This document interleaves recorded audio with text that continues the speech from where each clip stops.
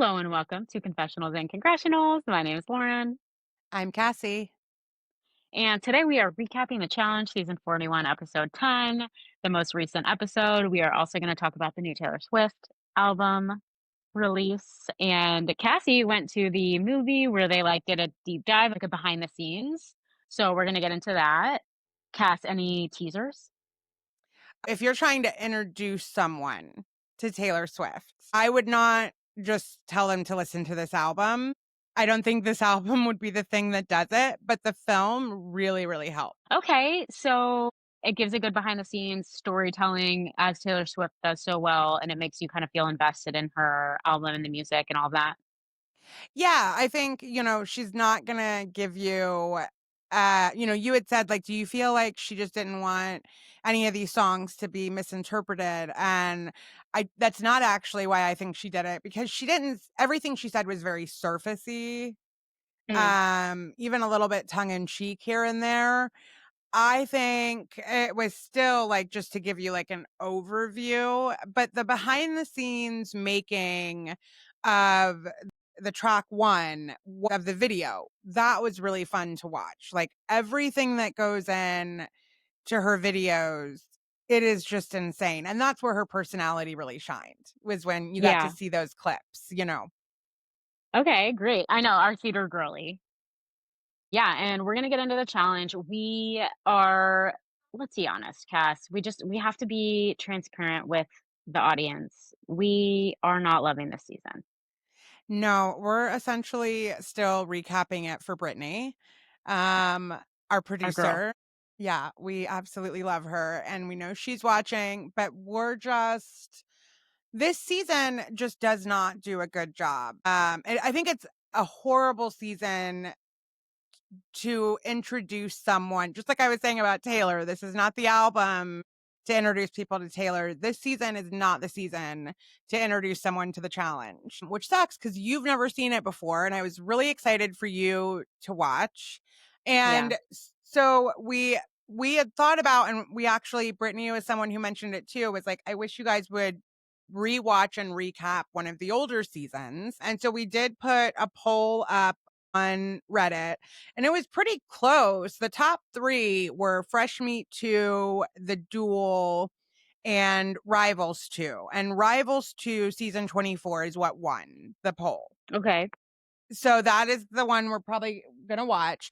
But what I did, if anybody is listening, I know that The Island is considered one of the worst seasons as far as the competitions and the format. But some of the fighting in that season, it feels like you almost need it to understand some of the relationship dynamics when you get to Rivals too. I gotcha. So, Okay. if anyone feels that way and agrees, let me know if I should make Lauren watch that or make her watch, Fresh Meat too, because by season 24, some of these relationships are pretty established. Yeah. So, I'm curious. And I also think what is so interesting in going back and watching these early seasons, which are like 2000, 2001, 2000, I am like jaw on the ground with some of these seasons and the way that they talk to each other. And you could not, there's no way that it could happen today. Yeah. It's too far. It's way more than anything that we've ever seen on, like, The Valley or Vanderpump. I mean, it is like everybody is James Kennedy drunk. Yeah. You know what I mean? Yeah, I mean, I so somebody posted on Reddit this week in the challenge group asking what new watchers of the challenge think of this season.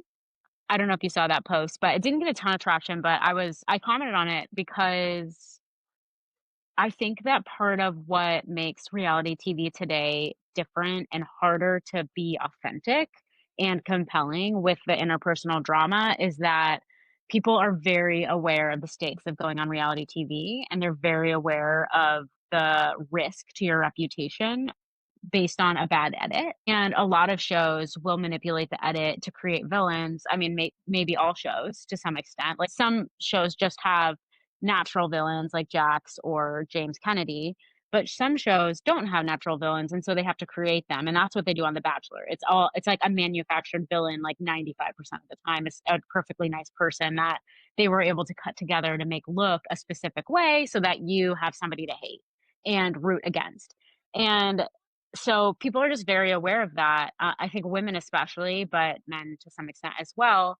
And so they're just careful about how they are on TV. And I think the big deciding factor is how self-aware are you? Are you self-aware enough that you know how you come off? And like Sydney, I think knows how she comes off and it's intentional. I think that she is playing up that character. I think she's doing it really well. I think she comes off as like not somebody that you hate, but somebody that you find to be like very confident in their game and for good fucking reason. Yeah. And then you have people like Turbo, who I think does not realize how he comes off and comes off as somebody who in real life seems like a huge asshole. Yeah. Yeah, you're totally right, and the other thing that I think is different, it's funny that that's what you were thinking about because you're absolutely right, and then the other part that I was thinking about was it's so different because of social media, because everybody it's like you watch an episode and then the people that we just watched, they get all over social media to defend their side of what just happened or give it more context or like, here's what you didn't see and it's almost too much. Yeah, And like CT did some stuff on social media this week that I was just like, dude, I want to like you. yeah, And you just made it really, really hard because I don't know if you saw his post. He deleted the first one and then edited the second one twice. He was basically TJ Lavin went on a podcast and talked about how everybody cheated, including CT. yeah. CT is adamant that he didn't cheat. And rather than just say that, first CT put up like a gif of someone who looks like they're not all there Uh, and was like TJ Joe Biden with his slow self trying to say that I cheated, like he has no integrity, da da da da da da. And he went on and on and on. And the first thing was that a lot of people, TJ Lavin suffered a brain injury a few years back. And so whether he intended to or not, it did look like, based on the GIF that he chose to put up, that it was a hit on that, right? And then he also like he tries to avoid politics by saying that he doesn't vote, right? But then ew. yeah, but then, like, you just took a dig one way, right? And so then he deleted that. He put up a different picture, basically same argument, did away with the Joe Biden comment, but instead was just like TJ has no integrity, blah blah blah blah. And then a few hours later deleted that and then just went with like I didn't cheat, TJ was wrong.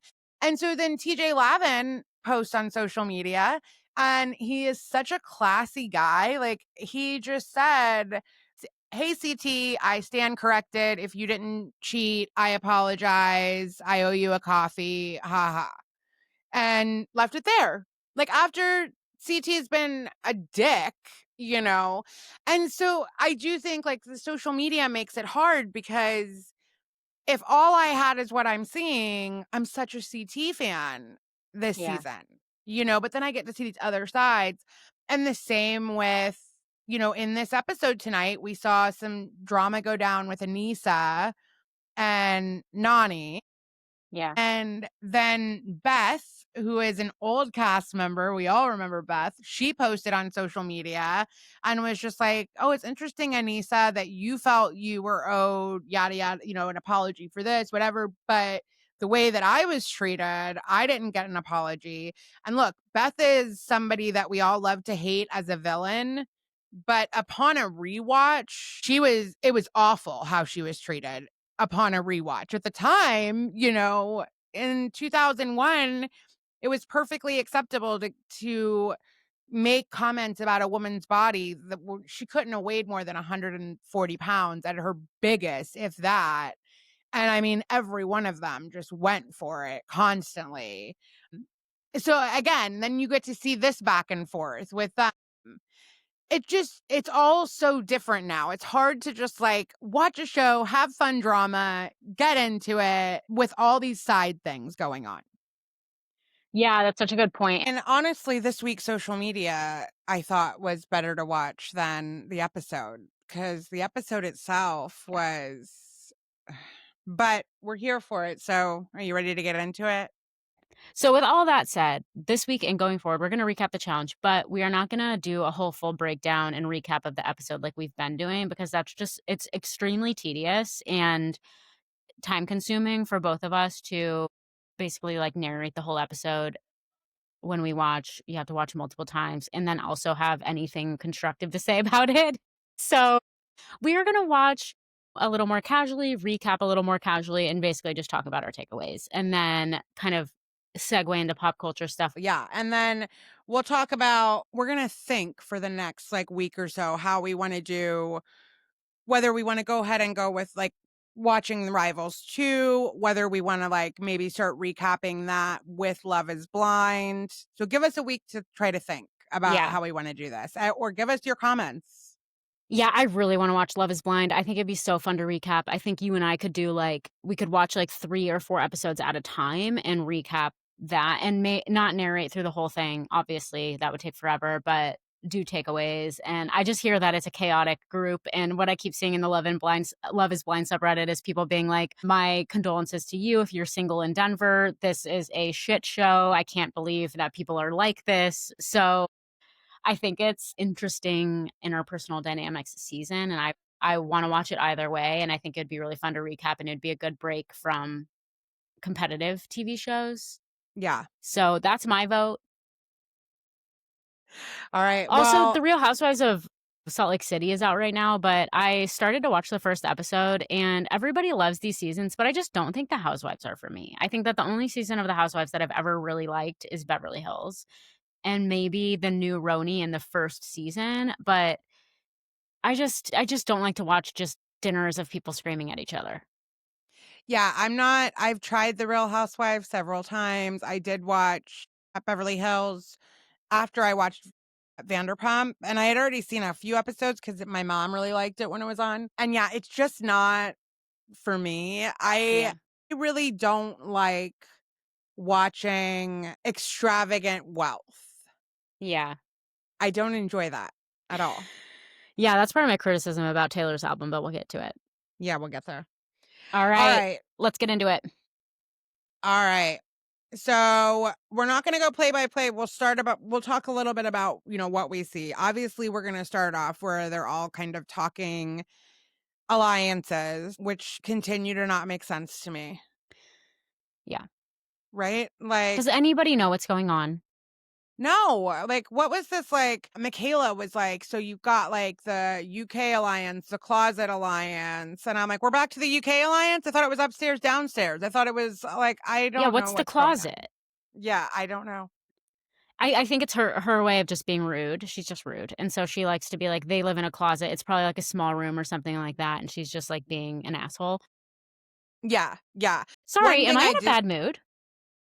I well, really went into this being like, I'm not going to be super negative. I'm going to try to celebrate the parts I liked about it and not be super negative. So let me try to rework this mindset I have about this really quick. Okay, keep going. so anyways, I will say one thing that I did notice during this one is as they're walking to the challenge, straight Derek, is there and his partner is just talking about like what a bad game player he is. And because I've been so deep into the old seasons, I forget how much of really an OG he is. He's been around a long time. And on rewatches, I do have to say, like, he is kind of a bad player, but it's only because he just is a very nice person. Like, he doesn't really want like, if you vote him out, he's like, it's a game. I understand. What are you gonna do? And like, Yeah, he struggles to to like bring the claws out. yeah, Yeah. yeah. So I'm just like, how sad that, you hardly ever see him in a final because he's so loyal to whoever he says he's gonna be loyal to, and even when they backstab him, the next season, he doesn't take it out on like, he's just like, "I understand, it's a game, like, you gotta do what you gotta do," and it's like, "Then Derek, do what you've gotta do. Yeah, What are yeah. you doing?" Yeah, that's not smart gameplay, Mm-mm. unfortunately for him. Right, but he is a good athlete and competitor, he's Right. just she's right, like, the social game. Because I wrote down at first, like, he's an OG not getting enough credit, and then as I sat and thought about it, I was like, "No, the criticism's true, I just don't like it." Yeah. You know? Another thing I noticed during the beginning part is how peeved Gabe is that he has to be with John A. And she's like trying to be sweet and trying to be like, okay, well, we've got to work together. So, like, what's the plan? And here's what I think about Gabe now. First of all, there's rarely been a time during this whole season where he said something has come out of his mouth that wasn't rude. Yeah, I really think this episode, the mask fell quite a bit, because I did not Yeah. like him at all. I don't even think the mask fell. I just don't think we've been seeing enough of him to see him, but everybody in the house, like, already knew what kind of jerk he was, I think. And I think that for Gabe, because what we did see that scene of him being vulnerable and crying and saying he's insecure. And I think that, like, his thing is he is so worried about the perception of what it looks like for him to have Jonna as his partner. Like, he's feeling insecure because he got last pick. He got the person that nobody wanted, and what does that say about him? And Right. so that's making it so that he can't just commit to the game because he's so insecure about how it makes him look. Yes. Yes. I totally And agree. yeah, it's just cringy. It is. It is. Like, he just comes off as a dick this entire episode. Because there's Yeah. more things that he does, whether it's at their vote, whether like the idea, like, honestly, I think when he starts talking about the stealing somebody's partner, Yeah. like, I'm just thinking, like, do you realize that no one wants to be your partner? Yeah. Yeah. He's like, people haven't respected me, blah, blah, blah. And it's like, you haven't earned their respect. Exactly. Exactly. Yeah. Yeah. So, what the challenge itself, it's another like overwater challenge, which is obviously like the thing CT does not want to do. Yeah. And again, upon some rewatches, they used to be worse. Some of the things that they did over water, I think they've toned it down, because there were definitely things that was like, okay, that was dangerous. Like, there's one, and it's trivia, which they do tend to be. There Yeah. was one season where they're like, the contestants like laying on a board that's like sideways, like this, and their head is up here and their feet are down at the bottom, and it's angled back like a slingshot. And when they get the trivia question wrong, it flings them, right? And they're really high above water, so they like flip on their way down. And like Anissa hit face first, and her teeth like ripped into her lip, and she lost a couple teeth, and she had to get stitches in her. Yeah. Oh Yeah. my Like, God. yeah, there's been some that are like, so you can see how they get nervous, Yeah. like, because it's like, no, you're clearly okay if we get hurt, like, Yeah, the body keeps the score is, right. like, what I think about, because it's like, even though they can look at it and say, "Okay, this isn't as dangerous as the other ones," like, their body is like, "No, I've been here before, bro." Yes. Yeah, Yes. And you've witnessed it, yeah. like, I remember during that specific challenge, like, Cara Marie had to go next, and she's like shaking, because you have no control over how you're gonna go. So, The yeah. producers are like, God, yes, yes. And then as far as the trivia goes, that can go either way. Like, obviously, this time it was just like random trivia. I prefer when, like, some of the older seasons, when TJ's questions are focused on the challenge. So mm, it'll be like, what was the name of the elimination that Paula got eliminated from the game on Rivals 2? "Oh boy, okay." So it's like, if you had studied and watched, like, you might be okay, but And I actually preferred that to then just this, like, random no theme questions. Yeah, yeah. You know what I mean? Yeah, I had a lot of beefs with this challenge, not to get into it, but, not to be negative, I mean, but, they could make these challenges so much more compelling to watch. You could be more on the edge of your seat than you are. The editing and the narration, again, like, it's the whole problem with this show. They need to fire people and get new people if they want this show to continue, because without it just being, like, for nostalgia, like, people that are watching it and enjoying it, I think, are watching it for nostalgia at this point. And, like, I shouldn't be watching this and being like, "Okay, wait, so who has points? Who doesn't have points? Who got that right? Who didn't get that right?" Like, I shouldn't be watching and wondering who's ahead and who's not ahead. So, yeah, I was like, not I'm bored. I'm bored watching this, and this is supposed to be the exciting part. That part is, I think, the big part, the I'm bored. Like, look, not every challenge is going to be compelling, like, and so when that happens, make that segment much shorter and give us more drama, Yeah. behind the scenes. Like, you have to do something like that besides just I mean, this just lingered on and on, and the questions weren't interesting. The whole thing. CT falls first because he says it's because his feet are too big, and he's trying to, like, hold on, you Yeah. know? And this is another moment where I thought Gabe was such an asshole. Like, Johnny's computer fell. It's not her fault. She's still stepping as she tries to, like, reach for the computer to save it. And he's like, "Yeah, of course. Like, I have such a bad partner." And I'm like, Ew, I didn't notice "You that. yeah, that was really annoying." And it's like, first of all, you fell 5 minutes later, and at least hers, she was getting the trivia right. Like, she was doing the best she could. She just Yeah. couldn't grab the computer when it fell. Um, Yeah, that's so annoying. So my question is, did Turbo go? Because I didn't see him at all. I went I back don't and remember. rewatched. Everyone went, right? Like, Yeah. so they just didn't show him in the edit, which, again, it's like, why would you fully not show somebody in the edit, especially someone whose partner crushed it? Because Sydney crushed it. She got, like, every question right, or nearly every Yes. question right, and she stayed on it for the longest.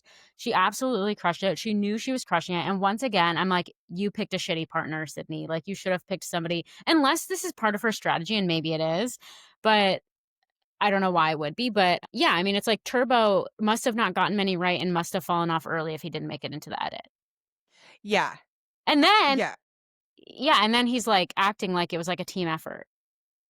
Yeah, 100%. And also going back to the shitty edits, like, the way that they propped up Sydney at like, getting the TJ's out of question. She got them all right, and whatnot. And then, like, immediately we cut to, like, okay, the winners were Michaela and Cedric. And it's like, well, you didn't, what has happened? You know what I mean? Like, Yeah. I didn't even remember how good they had done to win. I thought Leroy was funny with his dry mouth. Like, that part was humorous to me, just watching him, like, like, that was funny, but the rest was dumb. I also, like, do not understand at all. Like, everybody is so happy that CT is going into the elimination, which is wild to me because and they were all assholes when he was up there, like, I saying, like, know. he's holding on to it, like he's holding on to a burger. Maybe You he is an know, asshole. I mean, maybe he doesn't come off that way to them, or there. Um, Yeah, but but maybe it's like maybe. it's disingenuous. Like, him being nice is disingenuous, and they know that. They know that he's just doing it for his own personal gain or whatever. Maybe that's Maybe we can give him the benefit of the doubt, I guess. yeah. But it doesn't make sense, like, because they're all super happy that he's going into the elimination. While at the same time, they're all talking about what a crappy competitor he is this time around, like, and all. And you now know that you're with your partner till the end. You should be wanting the weakest other teams to stay in the game. Yeah. Get Jeremy S- out of here. Get, Right. yeah. Right. So either you're threatened by CT and you realize he still is a strong competitor, or you're stupid. Yeah. I don't know which one, but Yeah. it's one or the other. we're not in a positive. So anyways, that's it for the challenge, really. I don't have anything else on that. They immediately like go back and start strategizing. As much as I don't like Michaela, I will say that so far she's the only one that narrates actual gameplay strategy that makes sense. Yes, I know. It's like at least she's driving a storyline forward that we can follow. I agree with you. Like I don't like I wouldn't want to hang out with her, but she's good on reality TV. She's interesting to watch. She's dynamic to watch. She has a little bit of a chip on her shoulder. It's funny. Yeah. And I do think it's authentic to her, which is even funnier. Like I do think she's just kind of like that. It gives, well, yeah. Um, but yeah, it's like even during the challenge, like, they should have had some ITMs of people being like, "So at this point, I'm wondering, like, is" now I can't even think of anything, but I was kind of just thinking back to what you were just oh, yeah, yeah, it's like, "So at this point, I'm wondering, like, is Michaela and Cedric gonna win? Because Sydney is crushing it, but Turbo only got 2 points." So I'm kinda trying to calculate in my head, like, an ITM like that is what we need. Yes. Yes. And they used to do that on the earlier seasons. I don't know. They need new production. Yeah. They really do. So Michaela is the one who thinks about the fact that they need to break up certain alliances because she says, like, if one person will never vote for another person, you don't want to let that go far in this game. And she's absolutely right. Like, you cannot let an alliance like that stick around. She's also glad CT's going in because she considers him a threat. She's the only one that talks, with any logic. And so before they can kind of decide who's going to go, that's when we get the Anissa and Nani fight, which is the only Mm, drama of the episode, really. yeah, and it didn't make sense to me. I'm not really following. Maybe I'm just missing the lore. So, no, you're not. Do you remember last week when Ashley and Anissa had that big fight? Yeah, I remember that. Mhm. Okay. So Nani had told Anissa that she disagreed with what Ashley had said, like about bringing up Anissa's dad, all of that stuff, right? Oh, okay. But then Nani was essentially like still talking to Ashley, Okay. and that hurt Anissa's feelings. Anissa felt like, you said you understood why I was so hurt and that Ashley shouldn't have said those things, but now it seems like you're fine with her. And Nani is like, she didn't say it to me. Like, why do I have to hate her now? It doesn't have anything to do with me. And Yeah, that's what I Anissa's don't like, get. I guess yeah, I'm just like, I don't care. I don't understand or care why they're so upset with each other. Like Nani having to be held back. I'm like, come on, guys, this is really not that big. Like, I don't know. They're yeah, allies. This is a game. They've been allies since the beginning, Nani and Ashley. So obviously she's going to talk to her. It's just dumb. yeah. Yeah, it was really weird. All of them have been on for quite a while, and so I don't know, especially like Anissa and Nani. I don't know if it was like maybe they're really friends outside, Yeah. and so it felt like a betrayal to Anissa. Yeah. I don't know, but again, the season has not been compelling enough for me to care. Right. Or like if the drama is compelling, then they need to prove to us that it's compelling. Like we don't have enough information to care. Right, Yeah, and, right. like, I'm not rooting for Anissa. I'm not No, rooting for Ashley. I'm not rooting for Nani. Like, I don't have any dog in any of these people's game. I don't give a shit about any of them because they haven't created storylines that I give a shit about. yes, I totally agree. I totally agree. And so, like, very quickly after that, like, we go to the voting, which is like, sorry, fly, which is like stupid. First of all, I understand why CT wanted Leroy because Leroy does not have a good track record with eliminations. But it still bothered me that he was wanting an OG. Whether that it's because you can beat him or not, I'm a little bit like, really, man? Mm, You want Leroy? Like, all right. Um, and I have no respect for the burn votes. I just think it's just lame. yeah, it is Pick a lame. side. Johnny and Gabe, I think, burned a vote. and Anissa and her Again. partner, the 2 of them. It was like Johnny went for Anissa, Anissa went Anissa, for that's right. Johnny. Yeah, Yep. which was just like, again, just throwaways. I mean, ultimately, it was very clear it was either gonna be Leroy or it was gonna be Theo, and then Yeah. their partners. But that was the 2 that it was down to. So, yeah, I thought the burn votes were just, and I really didn't I wouldn't have cared who went in. Yeah. I just would have liked for CT to win because at this point he's the only person that I care about at all, and even that is now waning, Yeah. you know? Yeah, I mean, yeah, let's keep going, and then we'll talk about who we actually are rooting for at the end of this. All right. So we get to our challenge, which is called Or the elimination. the elimination. Sorry. I think it's called busting balls. And I'm like, Okay. why wouldn't you call it ball buster? Right? I'm pretty sure I wrote down busting balls.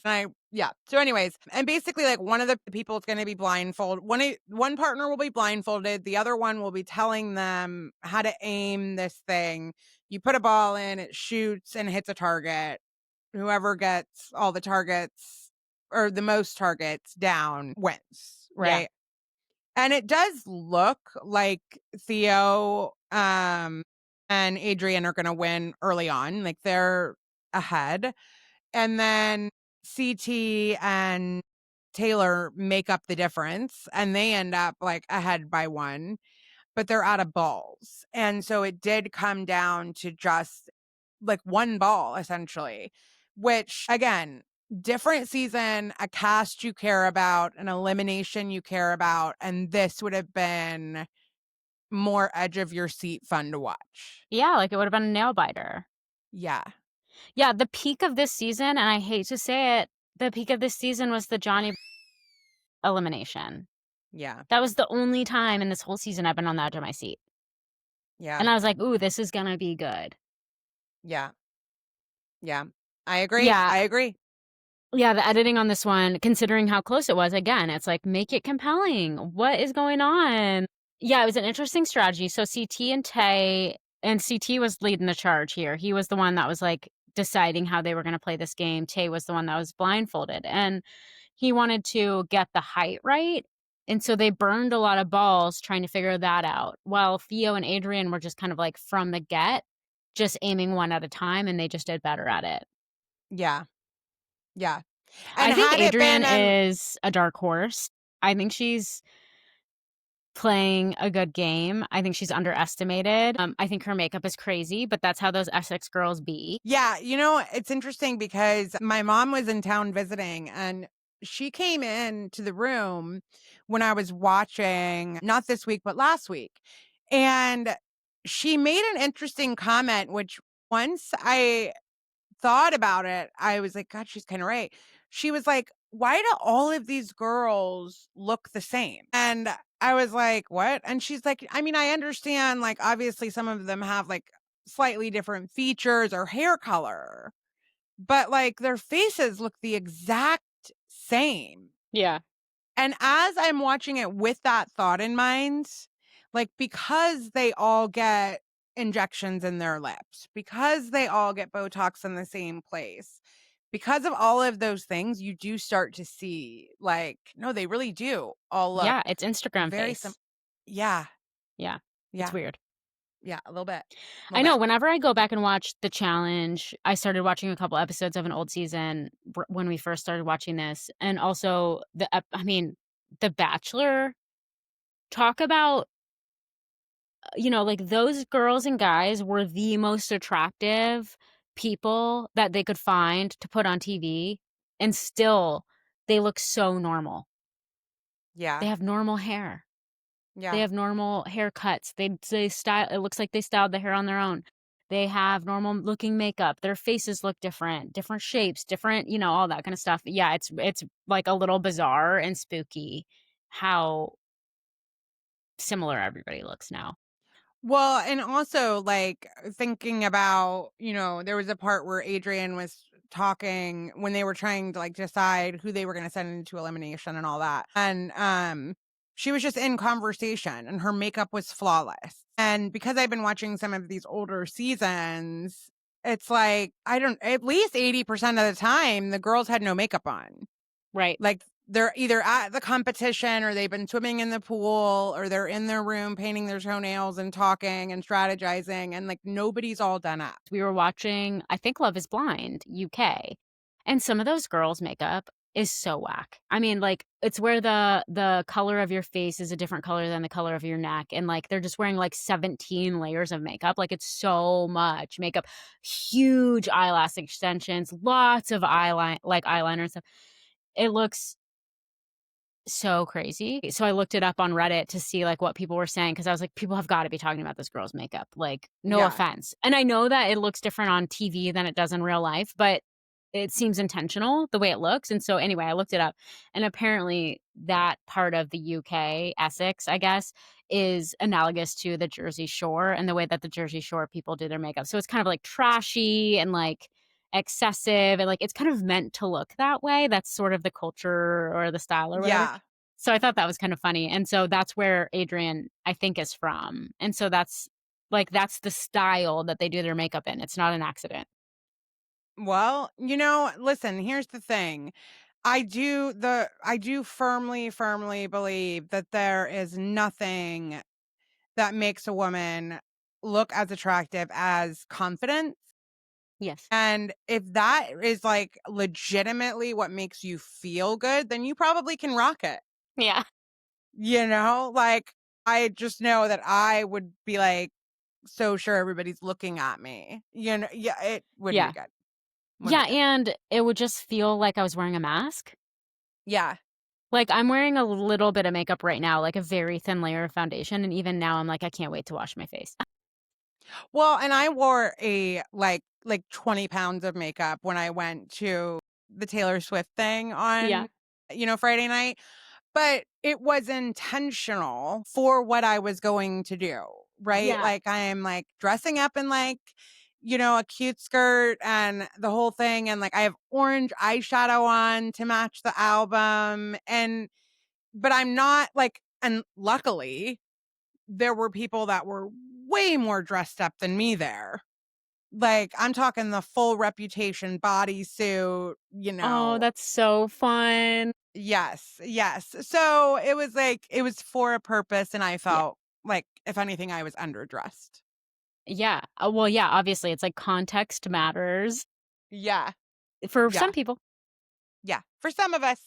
Yeah. Okay. So, yeah, so anyway, the elimination, CT and Tay lose. They're going home. Brutal for Tay. I feel so bad for her because she really proved herself this season, and I hope to I see her liked again. her. Well, I don't think I'm gonna Yeah, watch the show again, but I hope that she gets to go on to do other fun competition shows. She deserves a spot, don't you think? yeah. I do. I really liked her, and unfortunately, if there was a team I was going for, it probably would have been her and CT. Yeah, I know. So, yeah. Yeah, everybody else on this season is like pretty unlikable. I know that I'm telling you, this is why I can't wait for you to watch a different season. And I want it to be a really good one. It's kind of like I think about when you had me watch Love Island, and I Yeah, feel like, probably a little bit of you was like, God, why did I start her on this season?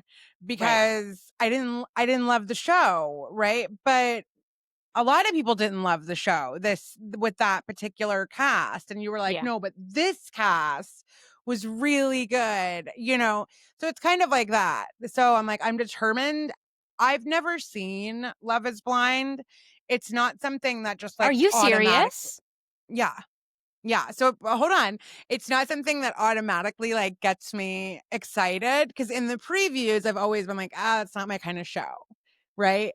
But but I am willing to give it a chance because I'm that determined to force you to watch an older season of the challenge. Okay, so we're doing little like tit for tat trade-off situation. Okay, great. Yeah. Well, I can't Yeah. wait for you to watch Love is Blind. Oh my God. Yeah, I am too. I mean, I've gotta watch something because it's like I miss remember when we were watching Traders and it was like every Wednesday or Thursday night? We were Yes. so excited, Yes. and I miss that. Like I miss that too. this, I'm like, I have to watch because we're gonna record, Yep. you know? Yep. So, all right, moving on. I don't have anything else for this week's episode. I'm ready to get into the Taylor of it all if you are. Yeah, I mean, only the last thing is just that apparently they're gonna be able to steal each other's partners. Yeah, the thing with that is like the risk to reward is so big that I don't know. I don't know why you would do it unless you felt really confident that you were going to be voted in anyway. Yeah. That'd be the only reason to do it, is if you were like really sure of that, then sure, why not, I guess. Or You if you know? really felt like you were gonna lose with your current partner and the risk. I mean, yeah, but who here has a partner that they would really be that confident that would be their downfall? The only one stupid enough to believe that is Gabe, and he's I know. wrong because he's with someone who's won the show repeatedly. Yeah. Dumbass. So, yeah, Yeah, idiot. and he's the only one we're seeing that's excited about it, so okay, so now we're getting into the album, the new album, our girly, Yep, yep, The Life of a Showgirl, which came out 2 days ago. Cass, you waited until midnight. yeah, Wait, did you yeah. shake your head? Why? Did I have that wrong? No, you're right. Like I was up. I waited Ok till midnight. Yep. But I'm very aware that I'm too old for that kind of thing because it was just too late for me to have any thoughts on that first listen. Yeah, okay, well, I'm glad that that was your takeaway because we briefly talked about doing a live listen at midnight, and I was so enthusiastic at the beginning, but then when I thought about the logistics of whether I was gonna take a nap and if I was just gonna stay up and then having to sleep in the next day and having a baby and Zach having to, like, take care of Benny in the morning if I had to sleep in and, like, the ripple effect of everything, I was suddenly like, "Okay, wait, I don't think that this is gonna work." So, yeah, I was just like, I just don't think I'm gonna be in, like, a headspace that will be fun to watch us listen to it in. So, I'm glad that that was also your feeling.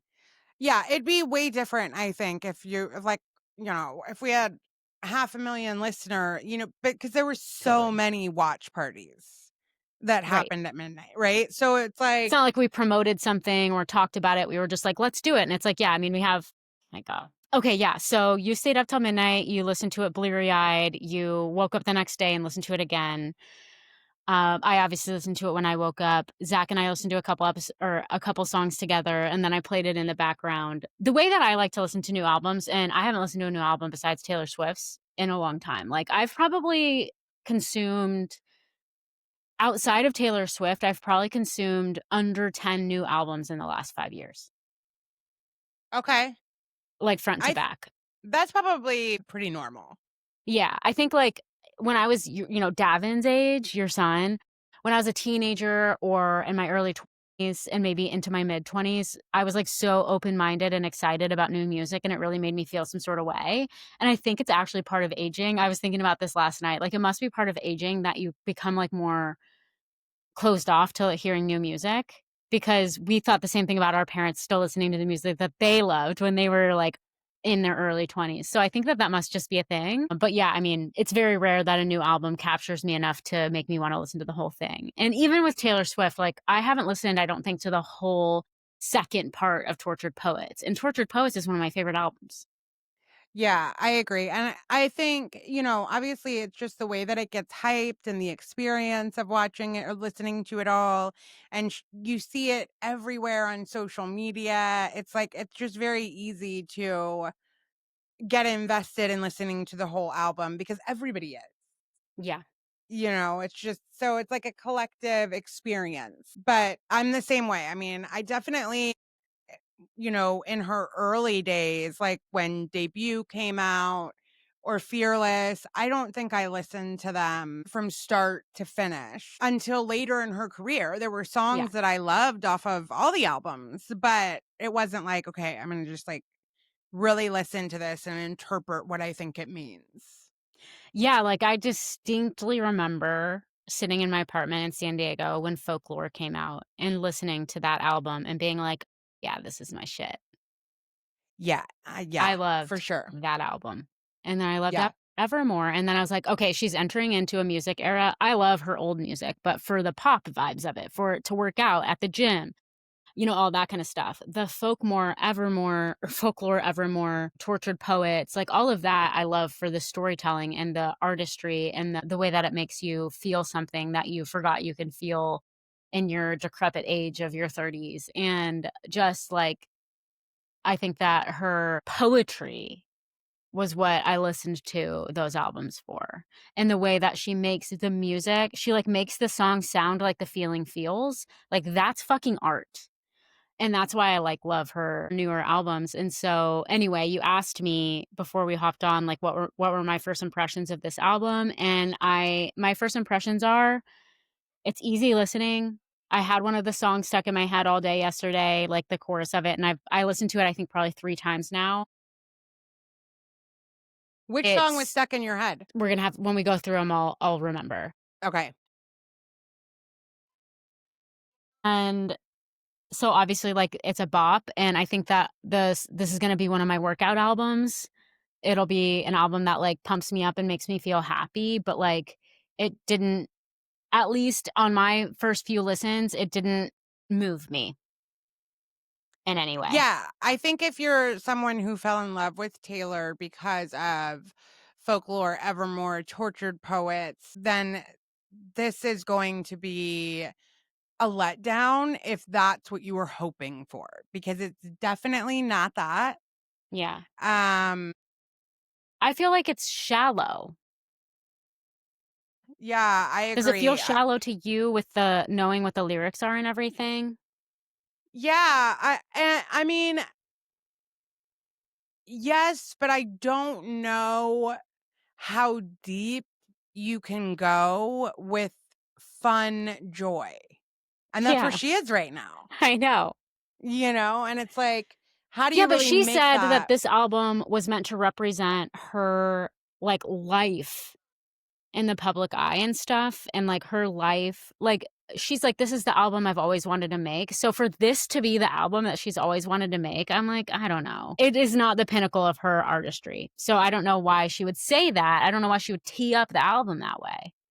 I don't know that I've ever heard her say anything different about any album she's ever done. Like, that is something she always does. Okay. Every album is her favorite, is the one that she's finally, saying all the things. I mean, that is something that and I love her, but that is just something that she She says. she does. Yeah. Okay.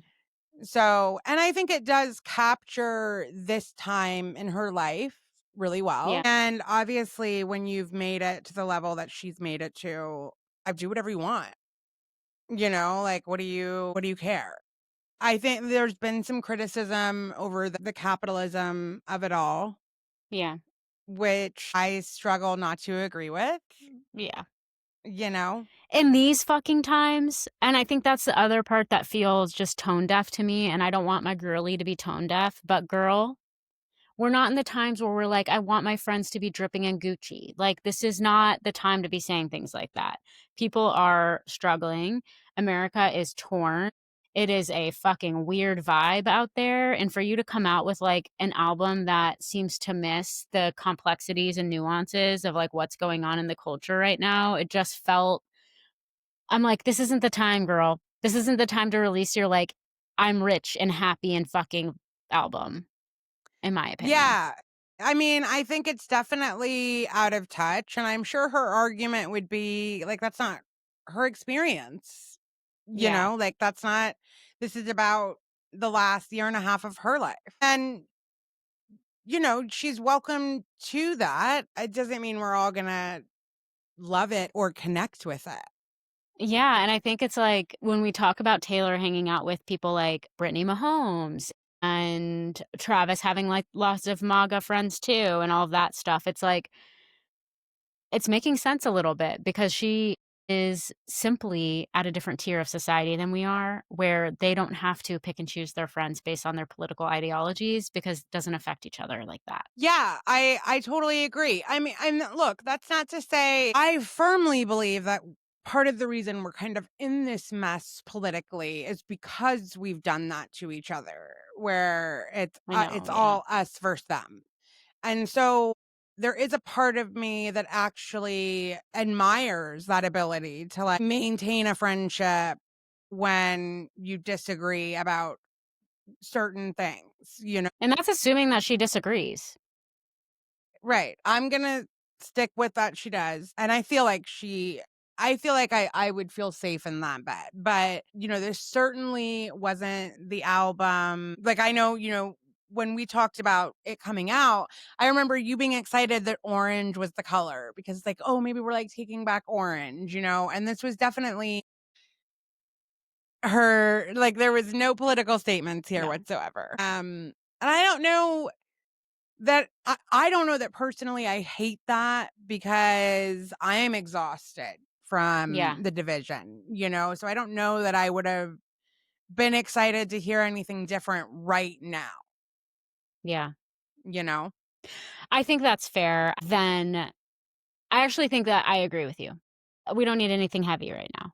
I don't think I would have listened to a heavy album, but I also don't want wealth thrown in my face when you're Yes. trying to sell me and all of your fans 17 albums of the same fucking thing Yeah, and in that different is a colors. trend that is happening within the music industry that I didn't really realize. It was actually my son that was like, when we were talking about it, he was like, 21 Pilots did 21 albums of their last release. There were 21 variants, right?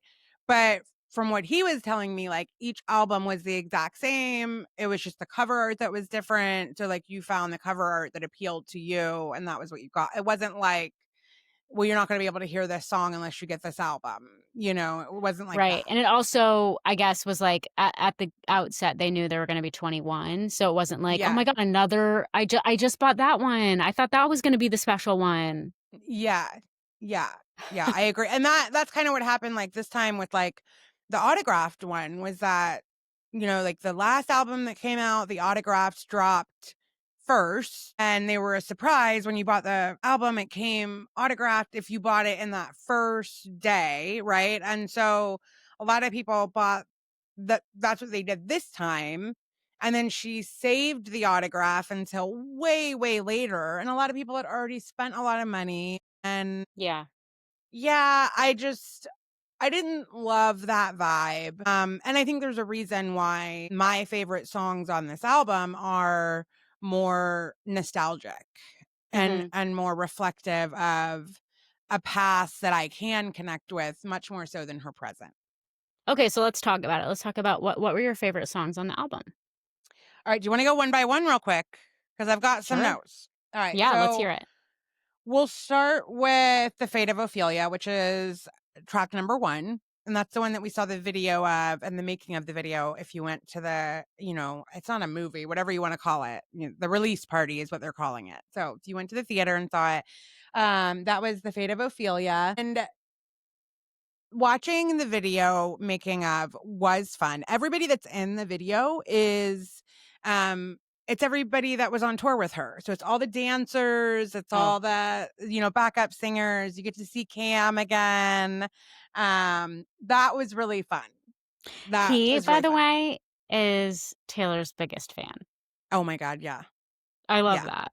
The Yeah. fact that her employees are her biggest fans really, I think, says something. I mean, to be positive about this whole thing, it's like they love her and they have stuck with her through thick and thin. And there's, I think, a reason why they do that. And it's probably not just for the paycheck. 100%. Her band has been with her a very, very long time. Like they got emotional when she did Long Live during, one of her shows. Because they've been with her since those words were, came out way back then and Yeah. now to have that experience. So I agree. And so that video was fun. The message of this song, though, like it, it's really about because Ophelia goes it's from a Shakespearean play, and she, like, kinda goes mad because of love, and she ultimately drowns and dies, and Hmm. the song is like, "You saved me from the fate of Ophelia," and so it's like, Travis saved her after all of these broken relationships. and I just never like the message of a man saving. Like, I just don't I want you to save yourself and then you fall in love. But it's a fun song. I did like it. I loved the video. I thought it was really well done. And I think that one and the second one, Elizabeth Taylor, they were both just very surface level. Like, there was nothing in either one that made me like deep dive. Yeah. Okay. Elizabeth Taylor, I think that's just kind of her reference to someone who navigated the public life in the same way, like very unbothered by what people chose to say about. I mean, Elizabeth Taylor, there was plenty of things to say about her and her various love stories. She just lived her life the way she wanted, regardless. So I see that. Track 3 was Opalite. Mhm. And that's the one that, seems to be, again, it's about Travis and again about like him saving her. You kind of get that like dancing in the lightning storm, the idea that, she had to go through these bad times. What I didn't love about this song, and this happened, there's a few songs that I'm like, was it I'm gonna look up necessary? the lyrics too, just Okay. this is what I'm looking up, okay? Okay. So on Opalite, there's a couple lines in this song where she's taking a jab at Travis Kelce's ex-girlfriend. Oh, not a good look, hey. And no, and it's like, she's saying like she was always in her phone. And like you didn't know why she wasn't more there for you. So you eventually like left the table, and came and found me. And now there's like a viral video going around of because Travis and his ex-girlfriend, the ex-girlfriend is like a social media influencer. Her degrees in like broadcast journalism. She's more than that. She like has her own company. She seems like she's got it together, whatever. But anyway, she was posting on social media a lot when they were together, and she posted a video one night of them out to dinner. This was You're years talking about ago. the ex-girlfriend posted Yeah, this. yeah. Okay, okay. And she posted this years and years ago, but this is when they were together. She posted a video of them out, and he clearly gets annoyed at her being on her phone, like, and says to her, like, would you just get off the phone? And you can tell that there's a little bit of tension in that moment. Yeah. And so then for Taylor to sing about like she was always on her phone, it just was a little like, I don't know, was that necessary? Yeah, I see that. Yep. She says, "You were in it for real. She was in her phone, and you were just a pose. And don't we try to love? We give it all we've got. You finally left the table, and what a simple thought. You're starving till you're not." And again, like because of who her fans are, because of how they dig, because of all of that, she had to know that they would know. Like he's Yeah. only really had that one relationship that's been very public. And then to have that video be out, which has now gone viral because every Swiftie is posting it, and like it just felt unnecessary. Yep, I agree. Yikes, Tay. Yeah. Okay, next. We're gonna get destroyed online. I still love her. Like that has not changed. I still love her. I will still play her albums. I will still be excited. All of that remains true. I just have some honest criticism. Yeah, this is why we're not, like, in the cult, and you are one of the biggest Swifties ever. You've got tattoos. You got Swiftie tattoos and everything, but, like, we can still be critical of the music, and this is how I know that I'm not in the cult, because I didn't love this album, and Yeah. I can say that. Yeah. Okay. Yeah. Okay, next song? Father figure. Okay. This one I like. Part of that is that I love the original like George Michael song. I like how she's kind of played with this one. I think it's interesting that one thing that the Swifties have pointed out is that she says in this song 6 different times, I protect my family. And the reference is to the first 6 albums that she had to get back. Right. And so this is a song about that guy, that not the one that she hates that bought the albums, but the one that sold them. Scooter is the guy that bought them. Okay, I don't know the I other think guy. it's like Scott something, I Okay. think.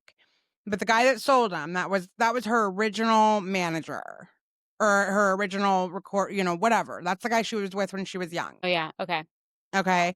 And so it's kind of like that idea of like this older person that makes her feel like I've got your back. I'm the one that can get you where you want to be, whatever. And then ultimately she feels betrayed by, right? But then she's able to get it back.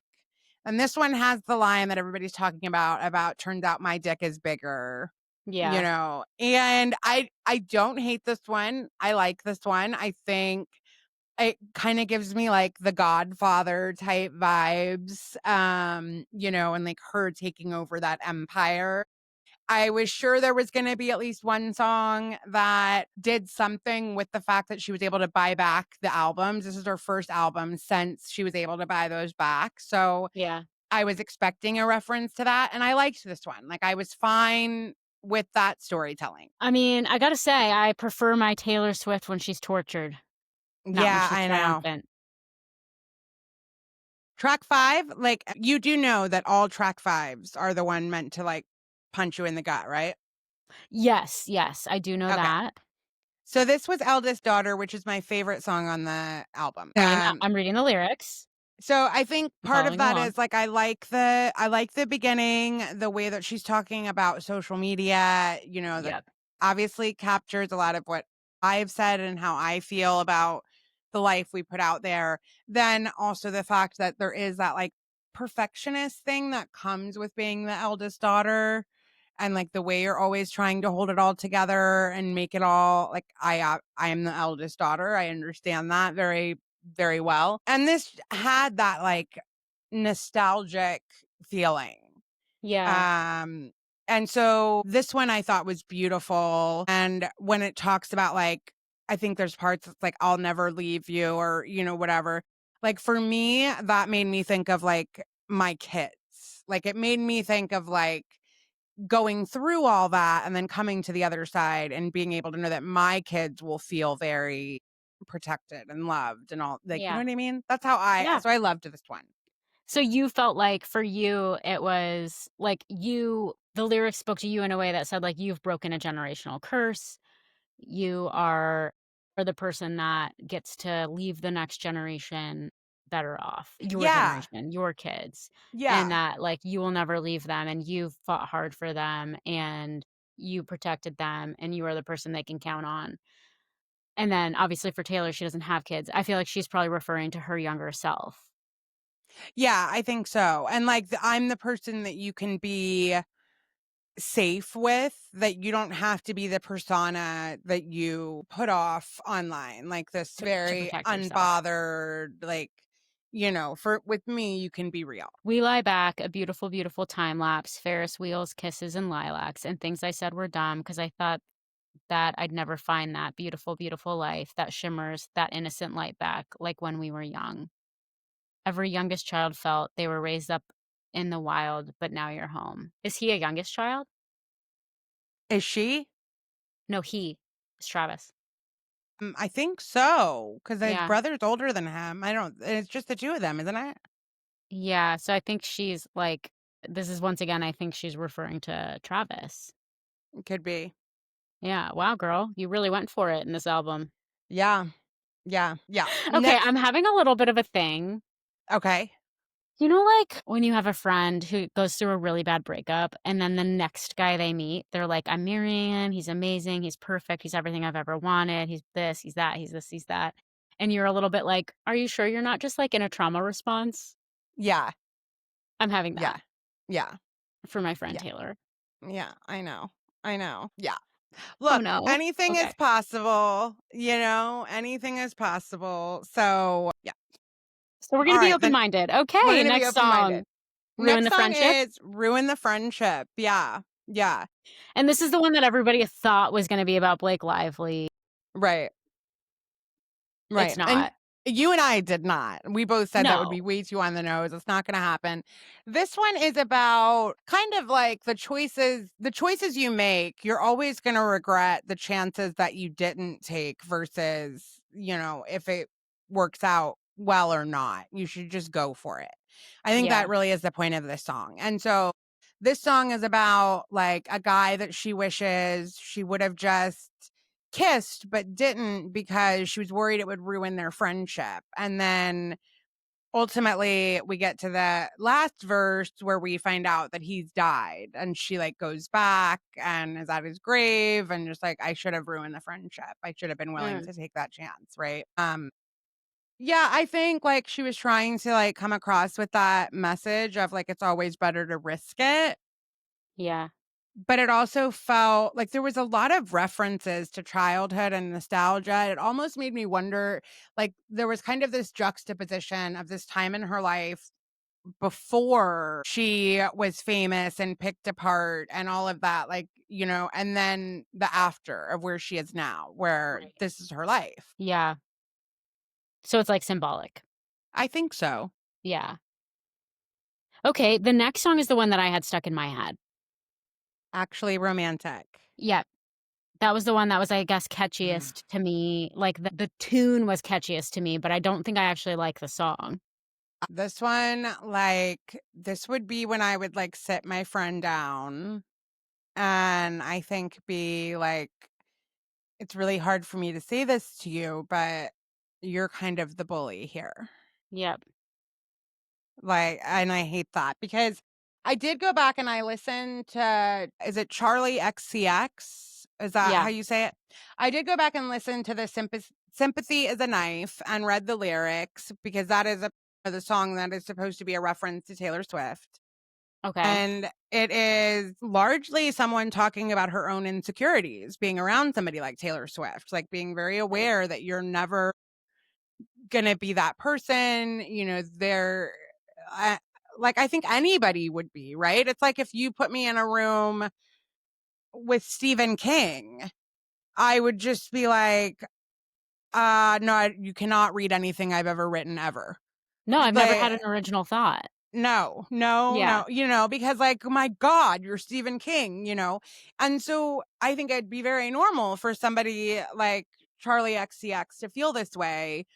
There was nothing in the lyrics that were ugly towards her. I guess the one thing that you could say is there is one line where she says something like, I low key hope they break up. But again, it's because of the insecurity that she feels being around her, right? Like, Yeah. so, and listen, it is entirely possible that a lot more went on behind the scenes than we know about, that she said some horrible things about Taylor Swift that got you, that it's definitely possible, but she knew beyond a shadow of a doubt who this was going to be tied back to. And it just felt like punching down. Yeah, like, Charlie XCX, like, the thing is if this is about her, which that's the assumption, right?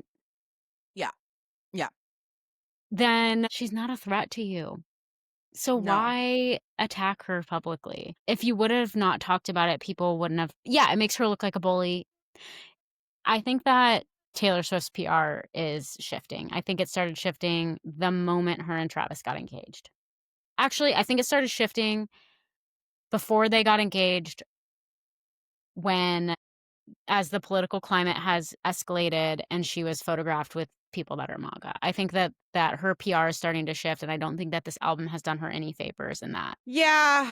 I mean, I don't know if I think it's as deep as that. I think right now she is just like having fun and in love and all of that. And I think I don't know, like I don't think that she realized, cuz she's very very smart. She's and thinks things through a lot, right? But I don't think that she's as thick-skinned as she portrays herself to be, or Right. like wants to be, because the worst way to prove that you're unbothered is to go write a song about how unbothered you are. Totally. Doesn't Exactly. give that vibe, right? It gives you're up thinking about me at night and writing songs about me, like, that's a little sad. Yeah. Yeah, It's and Charlie XCX. had she I don't even know made what she looks like. right, had she made this song about a bunch of different people who legitimately were shitty, Yeah. I mean, that Yes. was one of the things that was fun about her song Mean, was it was very targeted at someone who wrote just a really ugly, in my opinion, and scathing review of her that it was just not nice. Right. And the message of that song was one day I will be big enough where that won't hurt me anymore. And it was good. You're admitting that it did hurt you. You're like, why do you have to be so mean? Like, it was fun. Yeah. This just felt mean, unkind. Yeah, it's like when you attack Scooter Braun or these other people that have legitimately wronged you, and we know why they've wronged you and we know the narrative, but we don't know what's going on here. We can only put together pieces, and the pieces don't make you look very good. Right. Right. And again, maybe there's more going on behind the scenes, but that's not, Yeah. yeah. So this song, it really, I wish it wasn't on the album because it's the first time. But listen, again, it doesn't mean I don't love her. I have had to sit my friends down before.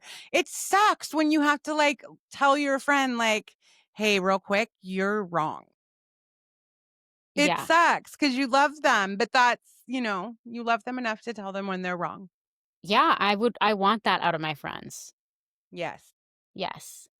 Okay, so next, wish list? Wish list. Yeah. Yeah.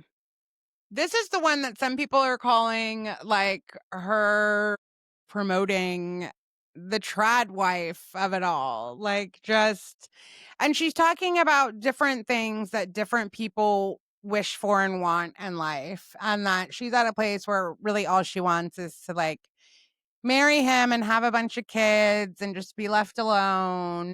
And, the kids playing with the basketball hoop out front. I actually like with this song, I don't have anything against it. I like it just fine. And I think when you do find the person that you start thinking about spending your life with, the things that she's talking about all make a lot of sense to me. Like I remember that feeling of like imagining our kids playing basketball out front. I remember the first time I ever saw them out front playing basketball in our driveway and like having this feeling of like, oh my God, I've made it. Like, this is what I've always dreamed of. You know what I mean? Like, so again, it's about Travis, it's about what she wants for their future. I thought it was fine.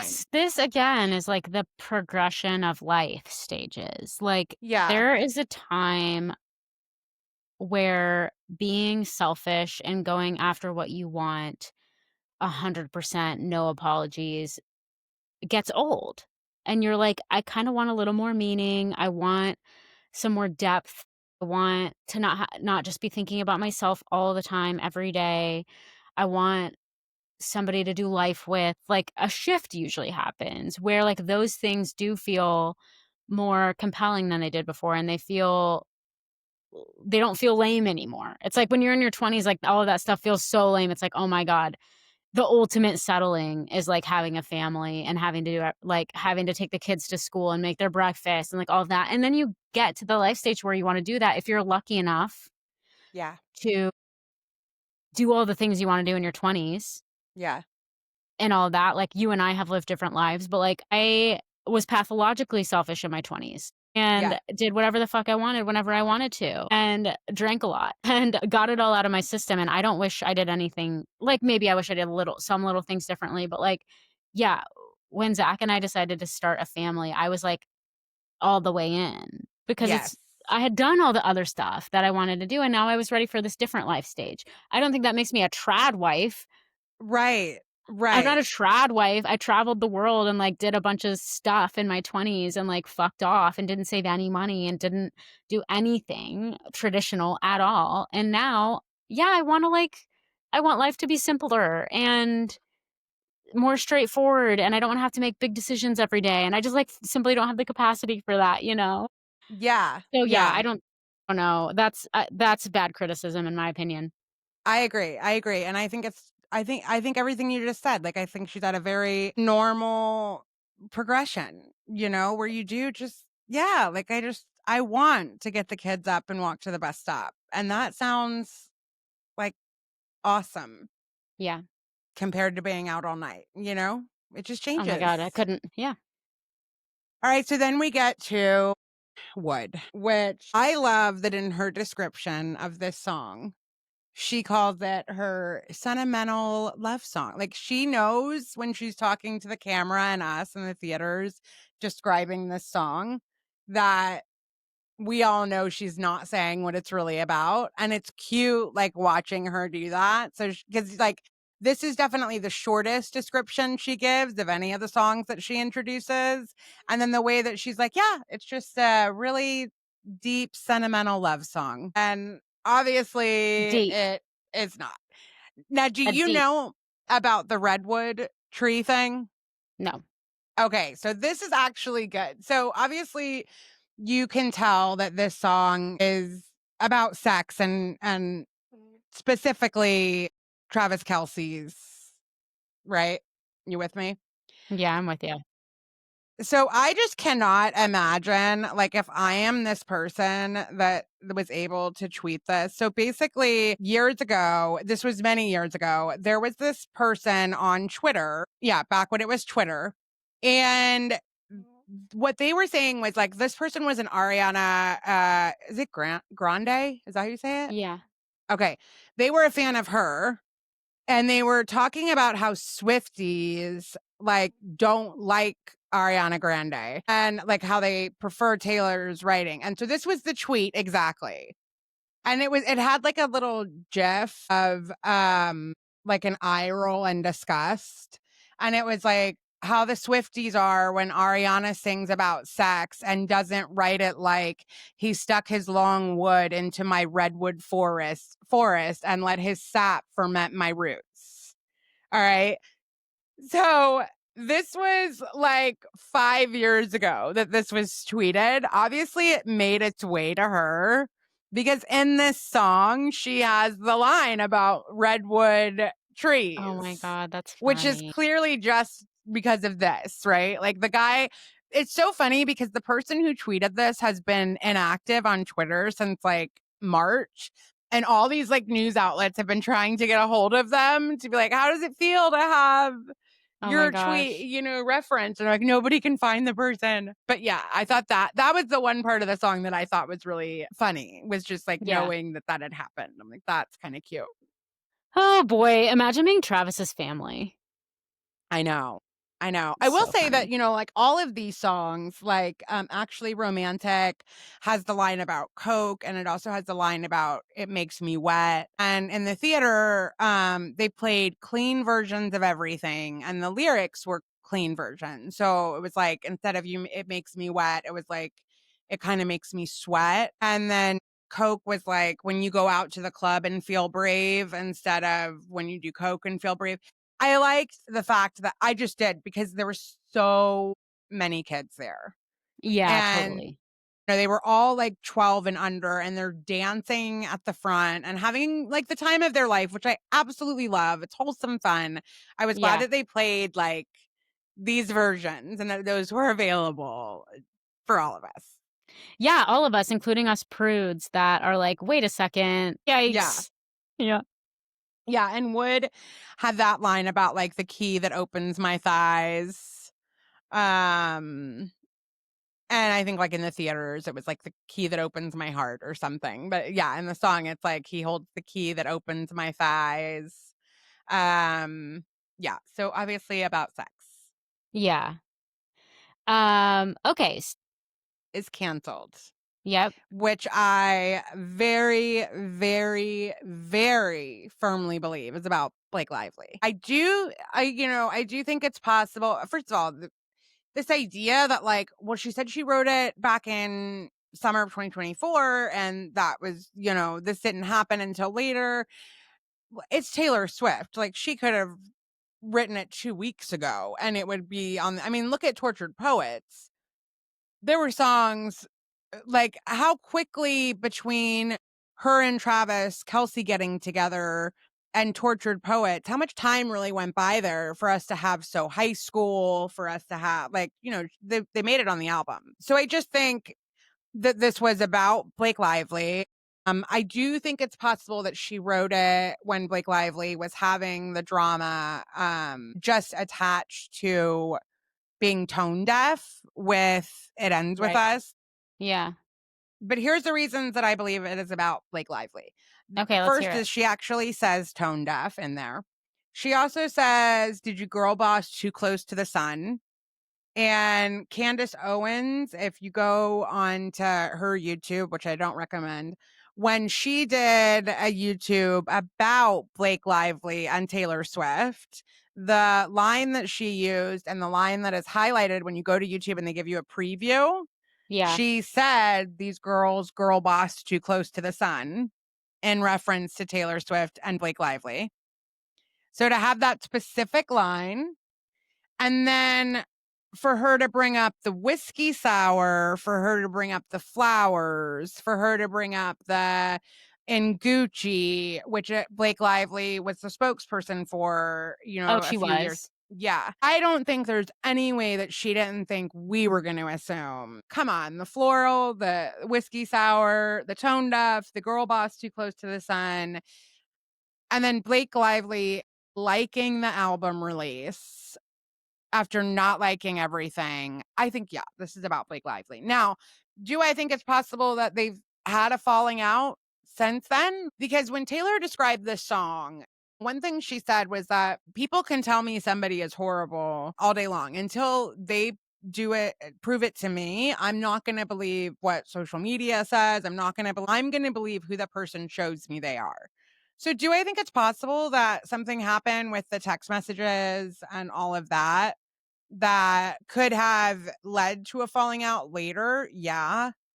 Yeah. But I think this was her way of saying, like, I wouldn't abandon a friend just because they got canceled.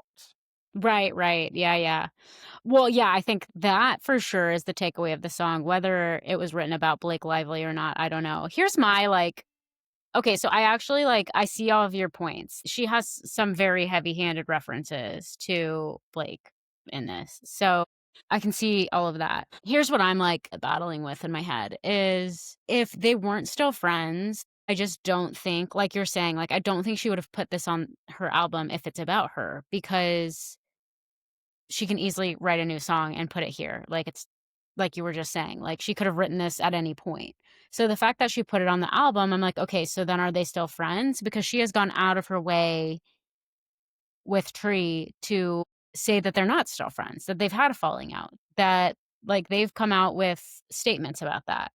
But what if this is her way of saying, like, we're not still friends, but it's not because She's been canceled. you've been canceled, right? Right. Like, it's not because you promoted wearing flowers to the domestic violence film. Like, it has nothing to do. I would have loved you with all of that. Yeah, I'm reading this last line. So it says I'm reading this like it's like a, dissertation.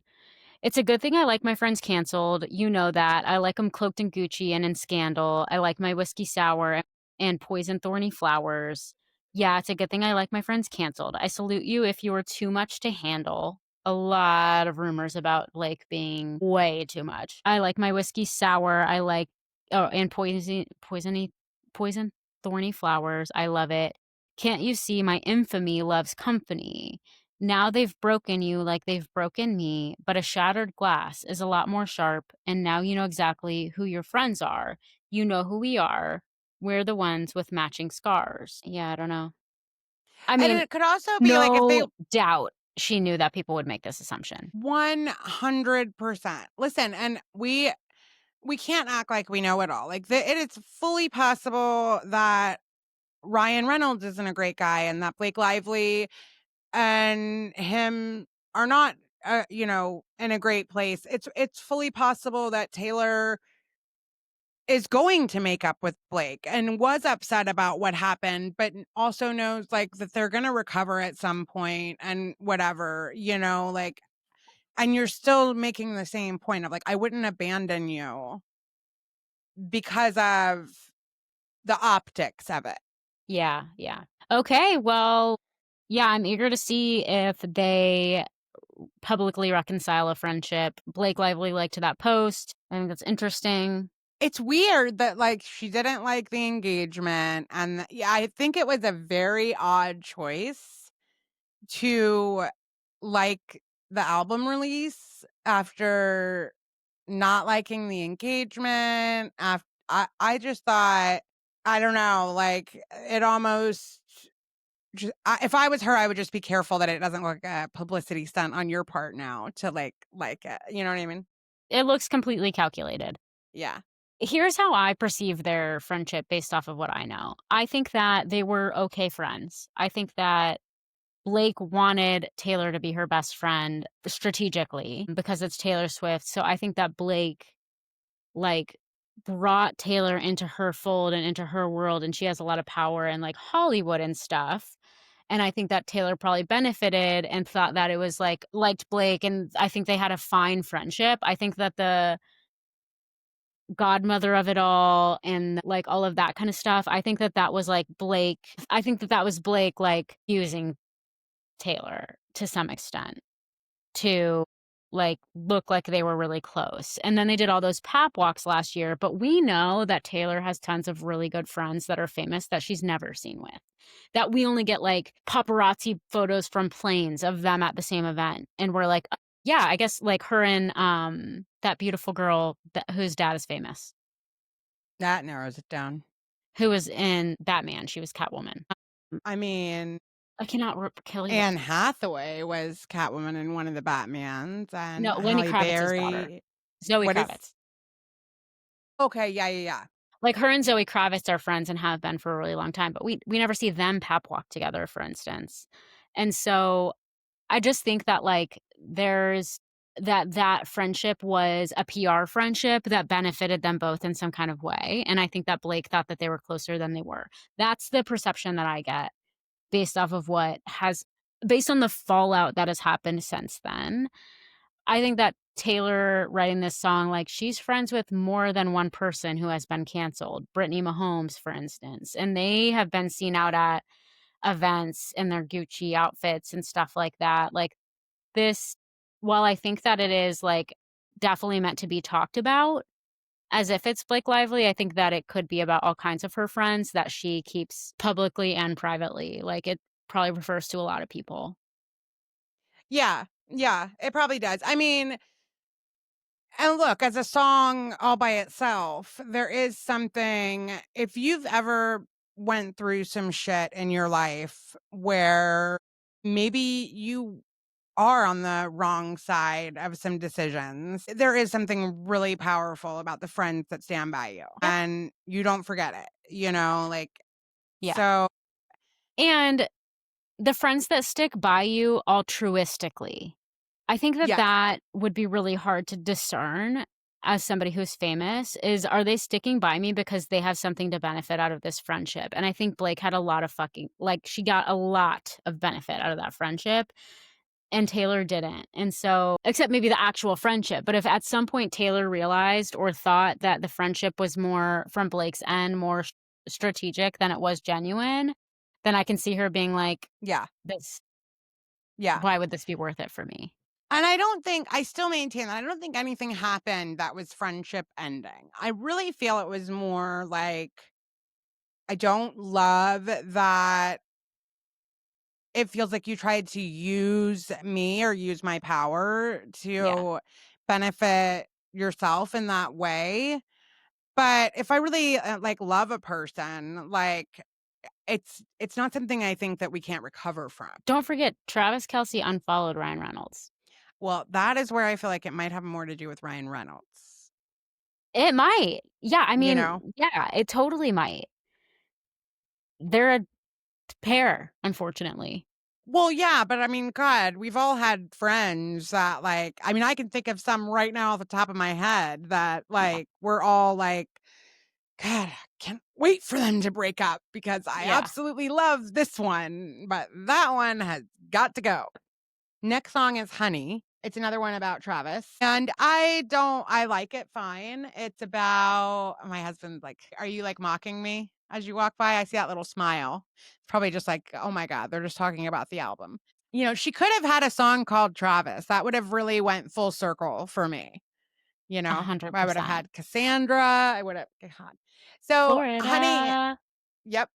Honey, I like the idea behind it because I know exactly what she's talking about. Yeah. I've experienced the honey and the sweetheart thing, Yeah. So a Southern. lot. What Yes, yes. And there's definitely it's used in a very passive aggressive, shitty way. It goes, to me, absolutely no deeper than that. Right. It's just like, okay, you like it when Travis called you honey. Got it. Yep. All right. Next song. Life of a Showgirl. This is the one featuring Sabrina Carpenter. I liked this one for just kind of the storytelling of, Oh, yeah. especially when we get to the very end, when that final verse is like her knowing that this is her life and she wouldn't have it any other way. Yeah. And I I like like this that. song. Yeah. Her name was Kitty. It reminds me a little bit of folklore, like Yeah. storytelling. Yeah. You know which song I think from Tortured Poets should have been on this album? Yeah. I Can Do It With a Broken Heart. Yeah. And um I can do it with a broken heart and the God, it's like one of my favorite songs on that album. The caged tiger one, where she's like the caged tiger, they took out her claws. Oh, Who's Afraid of Little Old Me? Yes. Yeah. Yeah. Both of those I think would have done well on this album. I wonder if like the writing of those two is what kind of inspired how much further can I go with this showgirl type storytelling. You know, that I can Yeah, do it with a broken maybe. heart. Yeah. It's like it is like this is the song I like the most because it's a little more storytelly and the rest of them are just songs. Do you know what I mean? Yeah, I think this Life of a Showgirl and Eldest Daughter were the two that I really was like, I like both of these. I would Yeah, listen to both of these. They make me feel something, whether it's like a good story or I can relate. The rest of them, I'm like, I get it. You're rich and you're super in love with Travis Kelsey. totally. And yeah, yeah. And being a little bit of a bully. A little bit. A little bit. Yeah, and like feeling like a little bit of a victim when Yeah. you've got it all. Yeah. So I'm unsympathetic, Yeah. unfortunately, Yeah. to And I think the victimhood. that's the other part of the actually romantic that made it not just really feel not good is that somebody said out loud that they feel insecure because they know they'll never be as good as you. And like Yeah, the result of that was you writing them a song, letting them know they'll never be as good as you. Or like, I don't know. It just didn't feel good. yeah, not a good look, Tay. Okay, well, not a rave review on our No, end, but no. I think that's okay, and that means that we are being honest. I wonder what criticism and what I've tried to stay off of the internet in terms of, like, seeing any feedback. I've unfortunately seen a few little, like, headlines that I tried not to let any opinions influence my perception of the album. I think I did o I actually do. I think I did fine because I've definitely, like, seen bad criticism before I've heard previous albums and been like, "No, wait, I love this album." So I do think that I maintain my own opinion, and my own opinion is it's fine. And there are I probably a couple songs that I really like, but I could dance around my kitchen and clean house while I listen to this and kind of bop around, like I don't hate it. yeah. Yeah, and honestly, I needed some more, Taylor to add to my workout playlist because 'cause I'm getting a little bored re-listening to Reputation and Midnights over and over and over again. So, Well, you're good to go now. yeah. We will get into pop culture stuff on our next episode because we simply don't have time. Cass, should we commit to watching the first 2 episodes of Love Is Blind and coming back next week to say, "Yes, we're gonna recap it," or "No, we're not gonna recap it"? Let's commit to watching the first episode. Okay. I'm pretty sure we will be able to watch the first 2, but let me commit to at least the first one. Okay. That sounds good. Perfect. Sounds good. Okay. All right. Alright, well, we love you all. Can't wait to read your comments and see what you thought. Did we bring a ton of negativity and bad vibes today? We would love to know. If this was too negative, please let us know. We can try to rein it in. We love you. Thanks for listening. See you next week. Bye, guys.